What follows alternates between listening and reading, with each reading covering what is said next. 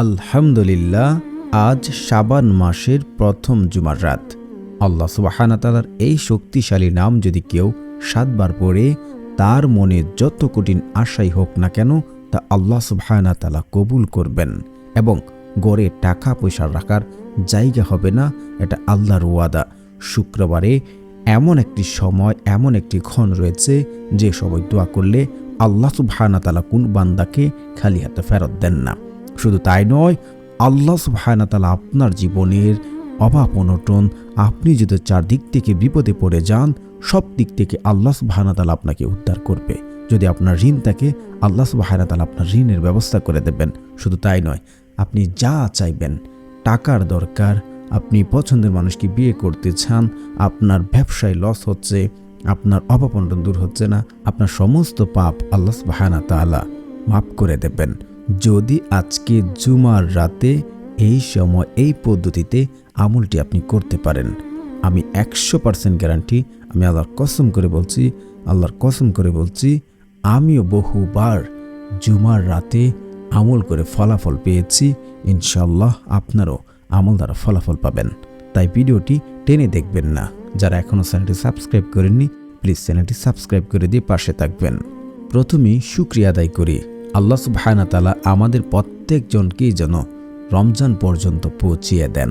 প্রিয় দর্শক, আমাদের মাঝে যারা অভাব অনটনে রয়েছেন, দুঃখ কষ্টে রয়েছেন, আপনার জীবনে বিপদ আসতে আসতে আপনার দেওয়াল পিঠ টেকে গেছে, চারদিক থেকে অন্ধকার হয়ে এসেছে, আপনি মিথ্যা মামলায় ফেসে গেছেন, আপনার জীবনের অভাব অনটন লেগেই আছে, সংসারে শান্তি নেই, আপনার স্ত্রী কথা শুনছে না, আপনার সন্তান কথা শুনছে না, আপনার সংসার থেকে অভাব অনটন দূর হচ্ছে না, আপনি ব্যবসা দিয়েছেন, সে ব্যবসাতেও লাভবান হচ্ছেন না, শুধু লস খাচ্ছেন, আপনি বিদেশে যেতে পারছেন না, আপনি পছন্দের মানুষকে বিয়ে করতে চাচ্ছেন হালালভাবে, সেটাও করতে পারছেন না, আপনি ঋণের কারণে বিদেশ থেকে দেশে আসতে পারছেন না।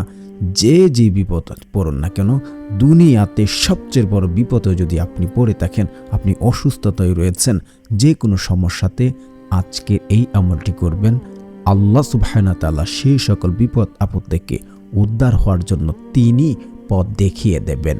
এটা আল্লাহর ওয়াদা, এটা আল্লাহর ওয়াদা। আল্লাহ সুবহানাহু ওয়া তাআলা বলেন, উদউনি আস্তাজিব লাকুম, তোমরা আমাকে ডাকো, আমি তোমাদের ডাকে সাড়া দেব। শুধু তাই নয়, দোয়ায় কেবল পারে বান্দার ভাগ্য পরিবর্তন করতে। দোয়ার শক্তিশালী এতটা যে আল্লাহর সিদ্ধান্ত কেবল বদলাতে পারে কেবল দোয়ার মাধ্যমে।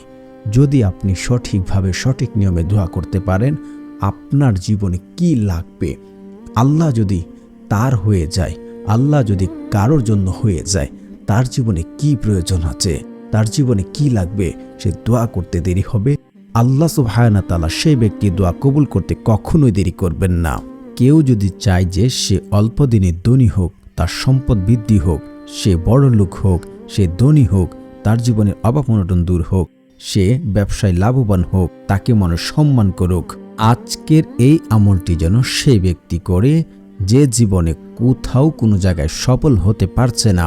এই আমলটি 100% কার্যকারী আমল, বহুবার পরীক্ষিত আমল, যুগ যুগ ধরে পরীক্ষিত আমল।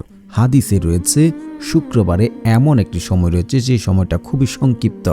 সেই সময় যদি কোনো ব্যক্তি আল্লাহ সুবহানাহু ওয়া তাআলার কাছে কোনো কিছু চাই, আল্লাহ তাআলা ওই ব্যক্তিকে তা দিয়ে দেন। আর দোয়া করলে দোয়া কখনোই বিফলে যায় না, কখনোই না। আমি 100% গ্যারান্টি দিয়ে বলছি, দোয়া কখনো বিফলে যায় না।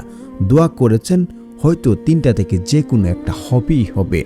প্রথমত হচ্ছে আপনি দোয়া করেছেন, যা দোয়া করেছেন আল্লাহ আপনাকে তা দিয়ে দেবেন। দ্বিতীয়ত হচ্ছে আপনি দোয়া করেছেন, হয়তো সেটা আখিরাতের জন্য আল্লাহ সুবহানাহু ওয়া তাআলা রেখে দিয়েছেন।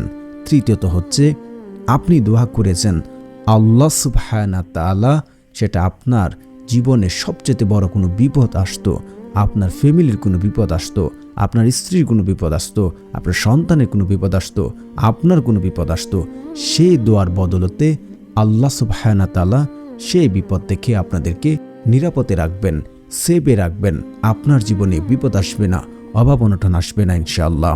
আল্লাহ তাআলার কাছে সঠিকভাবে চাইলে কোনো কিছুর অভাব নেই। সঠিকভাবে চাওয়া মানে আপনাকে কয়টি কাজ করা যাবে না, আপনাকে হারাম খাবার আপনি খেতে পারবেন না, হালাল খাবার খেতে হবে, কারণ হারাম দ্বারা গঠিত শরীর জান্নাতে প্রবেশ করে না।